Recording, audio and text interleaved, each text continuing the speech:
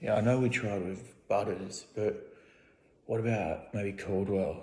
We could say to them, like, you didn't know he's out. Do you think that would work? Maybe for Pendlebury this time, not Crouch. Fuck, oh shit, I feel like the Pakistani cricket team caught on camera. Oh, camera in the briefcase, wherever it was, the betting scandal. I got caught, I got done. But here I am, I'm back, like Hansi Cronje, I fly again until I don't. Okay, so it's been a tumultuous fortnight. Jeez, bit went on, we won't go back over it. We make amends, then and forward. There's been couples who have gone through divorces for a shorter list of reasons and to separate, I guess. I mean, look at what some couples stick through. Craig's wife is still with him, so... Anyway, number 10 this week. It's, all I can say when I thought of this and I saw who was 10 was, wow. Anyway, so Bill's been really busy. He had to go to Melbourne for a WOW convention. So, that's why his team's not going that well. He doesn't really care. Doesn't care that much about it now, so it's not that big a deal, I guess. So, whatever. He could win it if he was trying, but he's not really trying, so it doesn't matter. You know the type. Anyway, he's last, which means our man Steve has risen up the ranks. Number 9, and his team's starting to look good. He's made, I don't know, actually I have no idea if it's conscious of it, but he hasn't been getting raped by Ethan, and I think that's been huge for him. He's been building nicely. He said he's going to fire, and I reckon this is the time. He's going to get Bill, and he might even go on a little run. He might cause some damage, especially over the buys. I haven't looked at the way his team's positioned for buys, but it definitely could sneak 2 or 3 wins in over this period, which could be huge. Could you imagine if he just jumps to like 8th or 7th and starts putting the pressure on? That'd be pretty funny, especially when some guys are being pretty confident. But anyway, so we're all rooting for the underdog, of course. So yeah, it'll be huge.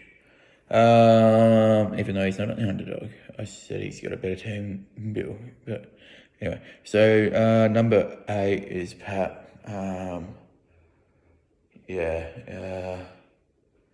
The Giro d'Italia is on at the moment, so he's heading towards Tour de France. I'm sure he's excited. I'm excited. I always love it that time of the year. Late at night, watch it, grind a few weird bets for the sprinters. Martin, he's always good value. Contador, I'm not sure if he gets amongst it, but I haven't looked at his team for weeks, so it's good as thing to talk about as any. Number 7, I have Danny. Maybe it's a contentious call, but I don't know.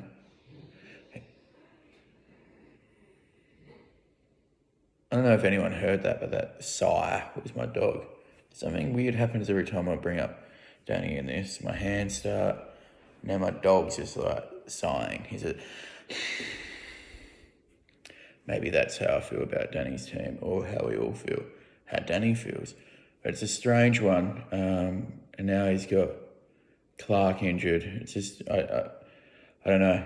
Does he blow it up? Does he not? It is actually hard to see how he does it, and I don't think feel like he's worried about losing big with one of the big boys, but you're never going to get 100 mid and then like a 90 forward back for 108, 110 mid. So it's tricky, it's dicey, I'm not sure.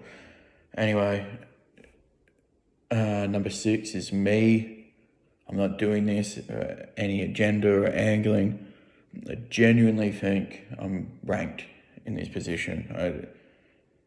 Everyone keeps saying, oh, when you get your players back, when you get your players back. Well, it doesn't seem like I'm getting my players back at the moment. And so I've gone for a bit of a strat where I've stacked up a few injured players over this period because I'm literally just tanking this game against Simon and Tony. I've got no chance. So, yeah, I'm just trying to do. I mean, my logic is if I'm bringing a guy in who's injured, they can't get injured, so I don't have that disappointment.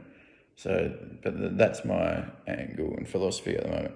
So, yeah, I don't know. I'm in a spot. I mean, I've got a lot of things that need to go right, and I don't think it's happening. And also, injuries don't matter until I try and trade, and then a player with an injury is worth 0. Unless it's a player Tony has who's injured, like Dunkley and Anderson. I think the value have gone up somewhat. Anyway, number 5, Simon. I don't know. I feel like his team's looking alright.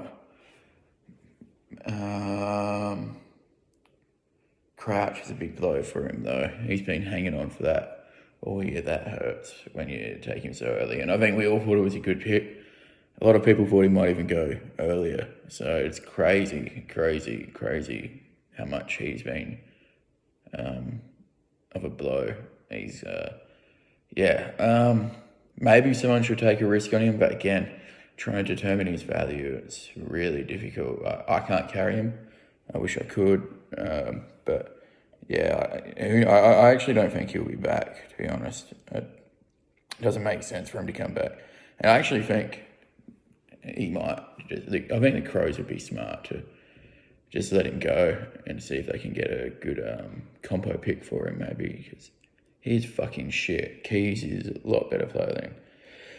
Anyway, number 4 is Ethan. Now, this is contentious as well because I've got Ethan at 4, but I think he's going to beat JD this week because I think the injury of Duncan and someone else with JD's got out. I think that is too much, and I think he'll get JD. But so it's contentious because I think, whatever. But that's where I've got him, and leads to JD. Love your team, mate. Go get him. Number 2, Brett. He's sort of coasting at the moment. He's got like 3 or 4 gun midfielders just sitting on the bench waiting to come in. And it hasn't really affected him because he's just got those other 4 positions. He's just floating and it's pretty scary. Every time I look at his team, I'm like, oh, doesn't look that great. And then you go and you look and you scroll and you see Cornelio, Neil and whoever else and on the bench, and it's like, oh, fuck, yeah, sweet, killer. Anyway, but regardless of that, number 1, Tony, talk about coasting, just cruising. I mean, he's got the luxury that he can just drop Flynn to free agency and just go, here you go. Here's a gift, Steve, a gift from the gods. And it doesn't even matter. He gets Yo back this week where he's trying to keep that on the low down, or just trying to keep that stifled, the hype.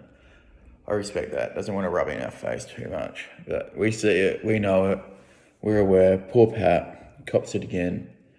Another raping. But and then for this week, Brett wins, Tony wins, Ethan wins, Simon wins. He beats me. Honestly, destroys me. I think I'm going to have 4 donuts. And Steve wins. That's a big one. That's a game I'm watching. I don't give a fuck about any other game. I'm just going to be sitting there grinding that game. It'll be fun. I mean, will the bitch be back? No, I hope not. It is funny, no chirp for 7 weeks, but yeah, she's been quiet. And I mean, Steve is a big fan of Prodigy. One of his favourite songs is Smack My Bitch Up. So I think that's what he's going to do this weekend. But anyway, adios.